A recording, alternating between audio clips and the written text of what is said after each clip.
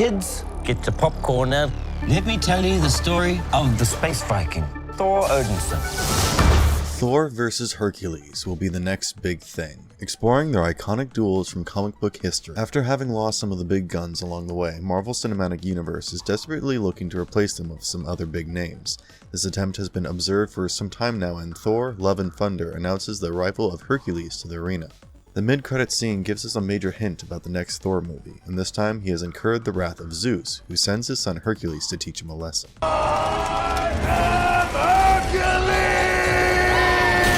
In this video, we will take you down the infamous comic book history where two of the universe's mightiest have fought it out. We will also explore the possibilities of the outcome when the unstoppable force meets the immovable object, so be warned that there might be a few spoilers for Love and Thunder along the way. But before we get into our explanation, we have a very small request. If you like our content, please support us by subscribing to our channel. This is a small click for you, but for us it means a lot. Thank you. Now let's begin.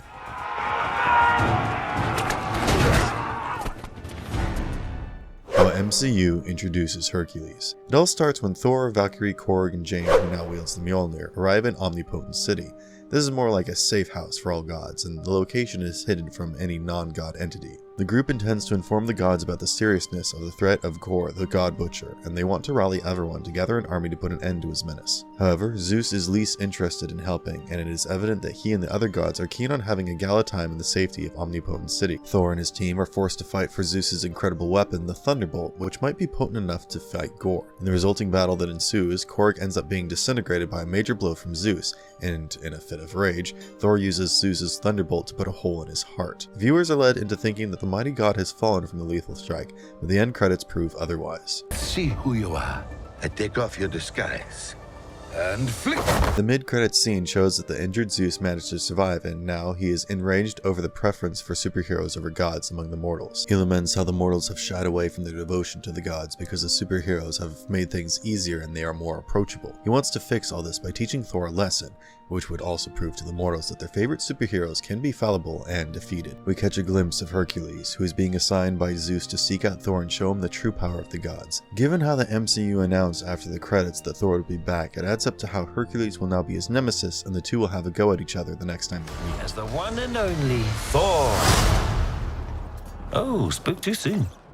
Jane? A brief history of the classic matchup in comic books. As you may know, both Thor and Hercules are an integral part of the Nordic and Greek mythology, and their stories and legends have been around for thousands of years. Marvel, however, interprets them slightly differently. They treat them as real characters who have existed and inspired the myths and legends that surround them.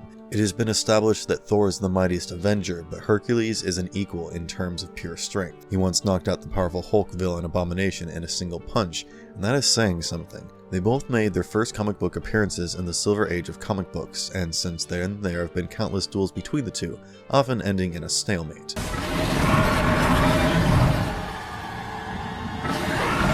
The first encounter took place in Journey to Mystery Annual Volume 1, in the story arc titled When Titans Clash. While fighting and defeating the Frost Giants, Thor fell through a tunnel and ended up on Olympus, which was the home of the Olympian gods. While exploring the region, Thor came across a bridge that he had to cross, and Hercules stopped him in his tracks, demanding that no one could cross the bridge before him. Thor found the arrogance to be ridiculous because there was enough room for both to cross simultaneously, and thus began the first major fight between the two. It was discovered that they were evenly matched, and the demigod could grab Thor's hammer mid-flight and hurl it right back at him. The battle continued until Zeus stepped in to put an end to the fight, and he forced them to declare a bond of friendship before transporting Thor back to Jotunheim.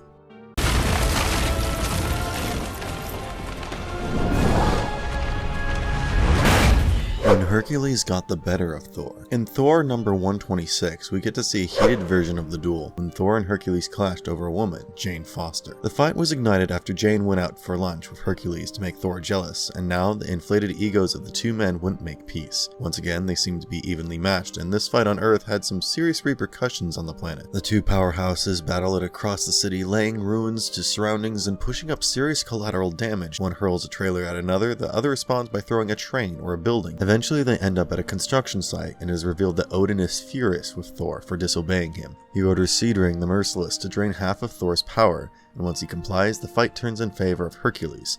But once Hercules realizes that Thor has been weakened, he doesn't have the urge or adrenaline rush from the challenge to continue fighting. This battle turns out to be a humiliating experience for Thor, because the mortals cheer for Hercules after his victory, and he is even handed Hollywood offers to star in a Hercules movie. Although this marks a loss for the Thunder God, it is to be considered that Odin depleted half of his strength and made the contest unfair. The worst part about the defeat is when Jane reveals that she simply went on the lunch date to make him jealous, and her loyalties always lie with Thor. All this mayhem was for nothing. The payback is sweet when Thor gets the next chance to fight back. Hildegard, an Asgardian Valkyrie, is deceived by Pluto, and she watches herself as a slave in Pluto's underworld with Hercules and Pluto standing over her. An enraged Thor takes the fight to Olympus, and even though Hercules claims to have no clue about the vision, they indulge in yet another fierce battle. This time around, Thor is clearly gaining an upper hand because he is at full strength, but once again, Zeus plays spoilsport. He stops the fight and reveals that Thor had been deceived by Pluto the whole time, and the whole purpose behind the battle is gone. Marvel certainly knows the art of never providing enough and keeping the readers asking for more, and this is one such instance where they leave the half-baked fight as it is.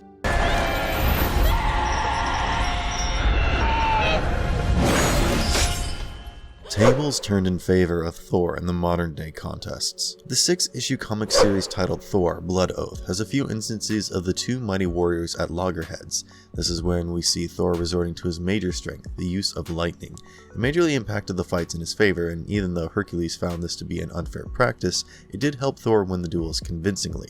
Besides, how can it be called cheating if someone simply taps into their own powers? There have been a few other amusing instances of these two fighting each other. Even an arm wrestling duel is impactful enough to change the course of planets, and it is heartening for the fans to watch two of the most powerful men in the universe challenge each other. There was no match for the son of Zeus. Marvelous verdict. Who is stronger? Enough with the history of their 1,000-year-old conflict. Who among them is actually the stronger one? Well, unfortunately, there isn't an easy answer to the question. Thor is the epitome of strength, and the lightning god is a dreaded opponent for anyone. On the other hand, Hercules is all about his physique and raw power, and purely on the basis of strength, they are simply equals who will end up in stalemate. Thus, it all boils down to strategy and planning, which would prove to be the decisive factor in this. Thor has shown more intelligence than Hercules, and in general, he has shown more leadership skills time and again. Besides leading Asgard, he has also led the mighty Avengers in a few missions, and his planning and scheming tactics are quite immaculate. While he wields the Mjolnir or the Stormbreaker, it simply adds to Thor's superhuman strength, and this might make him a favorite in a truly no-holds-barred contest. In spite of defeating some powerful cosmic beings in the universe, Hercules himself admits that Thor is the stronger one. Even though this was done to protect a Thor fanboy from being bullied by Hercules fans, it might have some truth in it. More importantly, it reveals the mutual respect between them, even after their memorable clashes. Hercules is known for his generosity of spirit despite all of his arrogance and other flaws. So will Thor and Hercules fight till death in the next MCU endeavor? And if they do, who will emerge victorious? Today, we'll fight! This is my vow. Oh gods, well done. The path ahead in MCU for Thor vs. Hercules. Now that we have established the intrinsic righteousness nature of Hercules, it seems baffling why the two would even have a fight that serious. Yes, Zeus has a bruised ego and he has ordered his son to knock some sense into the mortals as well as Thor, but even Zeus might realize with time that Thor is not the true enemy. While predicting anything is a far stretch at this point, we don't see Hercules being the real enemy in the next Thor endeavor. Yes, they might have a bit of a sparring to settle the scores, but eventually it will probably come down to a greater threat, and the two might even get to fight together in this threat for the greater good. Previously, the likes of Captain America, Iron Man, and Hulk have fought amongst themselves ferociously in the MCU. Civil War actually separated them into two groups fighting one another, but it generally always comes rounding about to fighting together against the actual threat. Keeping the MCU spirit in mind, our predictions might just have ground in them, and you can expect a love-hate brotherly bond to develop between Hercules and Thor with time. Am I? Yes, I am. Gonna fight him, win, and get the hell out of this place. What if they fight for real? Let us also quickly discuss the other side of the coin. Yes, it is unlikely but always a possibility that Hercules will not be as righteous and just as seen as the comic books.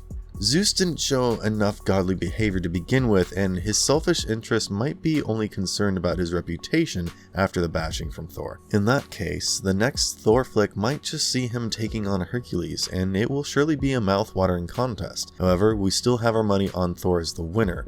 For starters, he now has the Mjolnir back with him. The present version of Thor is calmer, wiser, and a doting parent to Gor's daughter Love. But all these emotions haven't taken away an ounce of his godly strength, and Hercules' fight might be a bit of a handful. Besides, he will probably be helped by Gor's daughter in this battle, who is shown to have some incredible superpowers herself. Thor has the support of Heimdall's son, who has similar powers as his father, and his two goats have proven their skills in crucial fights already. Overall, Hercules might still give him a tough time, but we don't see him winning. Of course, the biggest reason is that a Thor movie wouldn't really see Thor being defeated permanently, would it? Jokes apart, Love and Thunder did throw some interesting propositions at us, and the fans are delighted by the possibility that lay ahead.